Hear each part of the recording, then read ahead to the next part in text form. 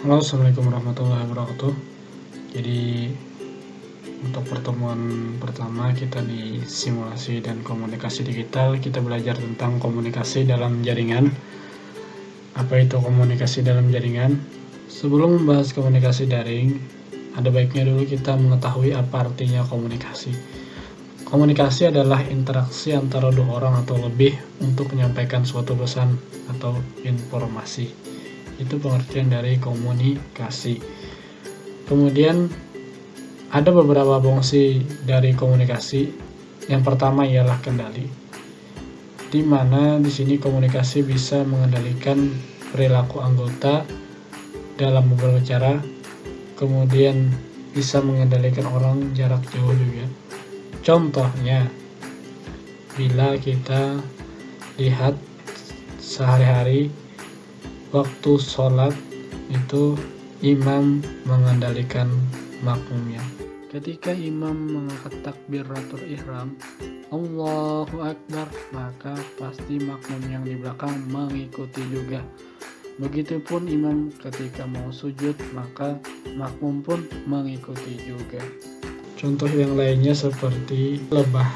Begitu banyak kita lihat lebah itu pasti ada ratunya. Jadi seandainya ratunya kemana, maka lebah-lebah yang lain pun mengikuti ratunya. Itu salah satu fungsi dari komunikasi terhadap kendali. Kemudian motivasi. Banyak orang menggunakan komunikasi ini untuk memotivasi seseorang atau banyak orang. Nah, itu fungsi dari motivasi. Kemudian pengungkapan emosional. Banyak kita lihat sehari-hari itu ada yang sedang marah-marah, kemudian nangis.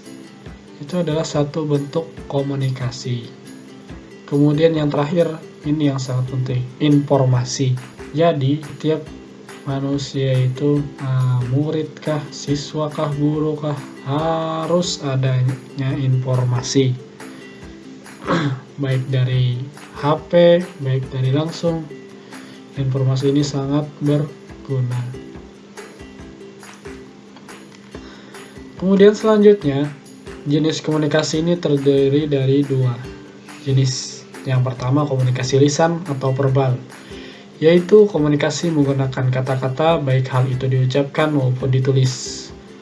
Kemudian yang kedua komunikasi nirkata atau non-verbal, yaitu komunikasi menggunakan bahasa tubuh, bahasa gerak, atau gerak isyarat atau gambar.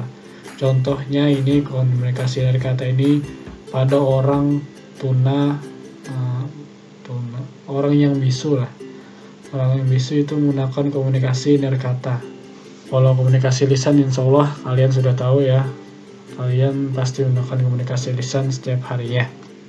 Kemudian komunikasi dalam jaringan. Inti dari komunikasi daring ialah cara berkomunikasi di mana penyampaian dan penerimaan pesan dilakukan melalui jaringan internet. Itu poinnya.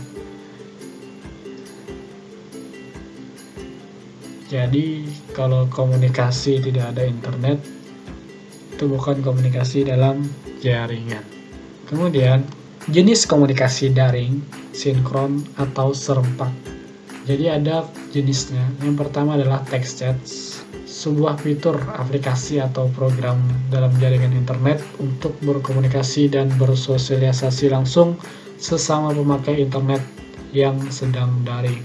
Contohnya apa? Contohnya adalah seperti BBM, WhatsApp, Instagram, Line, Facebook, dan macam-macam. Itu contoh dari text chat.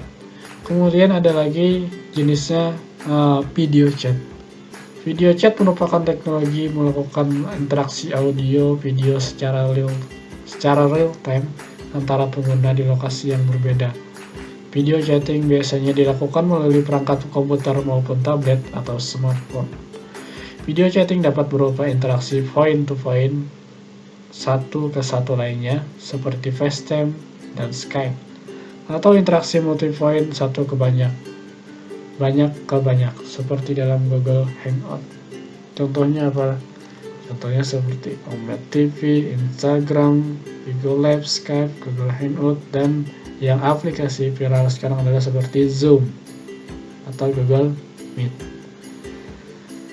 Lanjut, kemudian ada jenis komunikasi daring asinkron atau tidak serempak.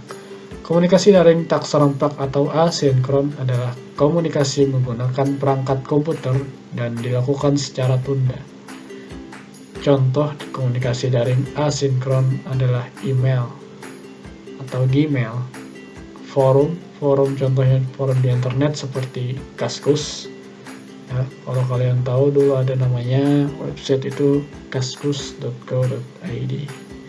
Cuma sekarang Kaskusnya lagi tidak naik daun. Kemudian rekaman simulasi visual serta membaca dan menulis dokumen daring melalui World Wide Web atau seperti blogger. Masuk ke komponen pendukung komunikasi daring. Jadi ada 3. Yang pertama itu hardware, perangkat keras. Itu contohnya seperti laptop, mouse itu termasuk hardware. Kemudian mikrofon itu juga masuk hardware. HP juga masuk hardware, laptop juga masuk hardware. Kemudian di dalam laptop itu ada seperti keyboard itu juga masuk hardware. LCD itu hardware. Nah, itu pengertian dari hardware. Kalau software itu seperti WhatsApp, kemudian YouTube, kemudian Line, dan lain-lain. Itu dari software atau perangkat lunak. Yang ketiga, brainware, artinya orang yang menggunakan.